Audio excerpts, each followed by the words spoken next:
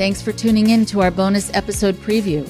This is just a short sample of this week's exclusive Patreon episode.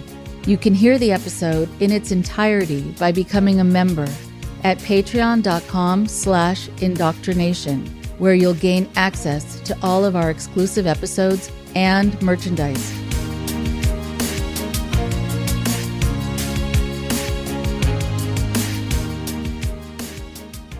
Thank you to all of the Patreon supporters. It is so wonderful to have your ongoing support to be able to keep this podcast going. And as special thanks to you, here is another bonus episode. There are so many phrases that get under people's skin when they are involved in 12-step groups, when they're involved in New Age kinds of groups, when they're involved in cultic kinds of groups. And these are things that make it very hard to make sense of things, to get an accurate read on particular situations, and to not just keep blaming yourself over and over for everything. Let me give you some examples.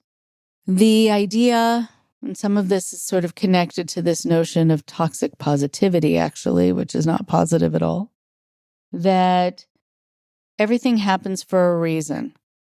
Now, I've seen some people do memes about this.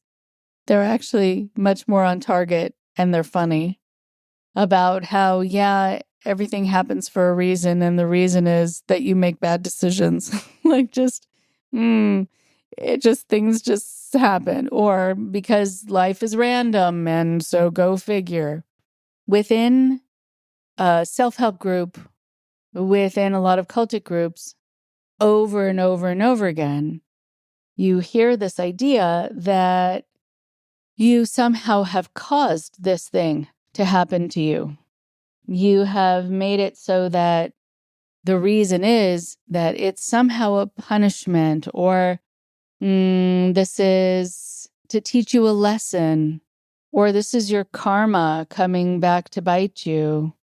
But it all goes to this idea that somehow there is this grand plan, and that you don't have to then worry that if something bad happens to you, there is this absolute equation to help you understand it, that it is something that, all you need to do is sort of understand that you caused, and then it'll be a lot easier just to deal with it.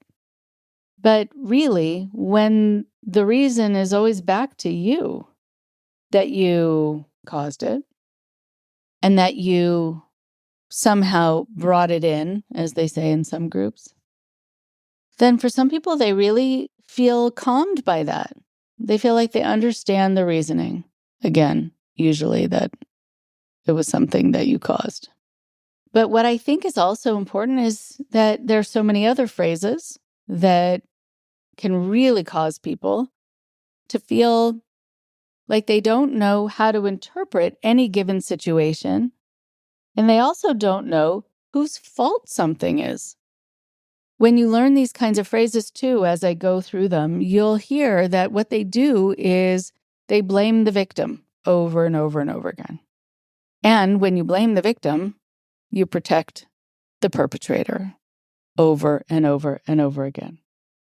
There's another quote that really bothers a lot of people, which is that you can't make someone feel something. This is very est and landmark-like, and it's true for a lot of other groups. But somehow, you can say, I'm bothered by something that someone said to me or someone did to me. And within that context, the response to you is going to be, no. No one can make you feel something. That's on you. You're making yourself feel something. Again, blaming the victim for being upset, being sad. And if someone, let's say, said something truly insulting and mean and devastating to you, that equation protects the person who hurt you. Blaming the victim, hurting the victim, protecting the perpetrator once again.